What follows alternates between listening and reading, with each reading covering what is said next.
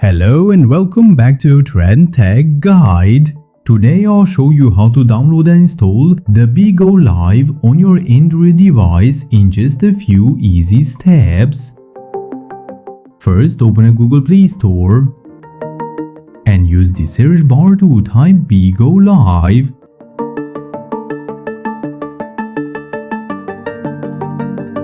Look for the official app by Bigo Technology Pty Limited and tap install.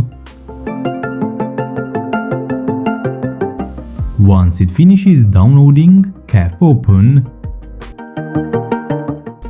The first time you open Bigo Live, it may ask for permissions like your camera, microphone and storage. Just tap allow to enable live streaming or watching lives. After that, you'll land on a home page where you can browse live streams or sign up using your phone number, email or social login. And that's it, you're all set.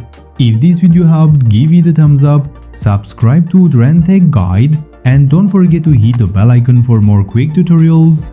Got any questions? Drop them in the comments, I'm here to help.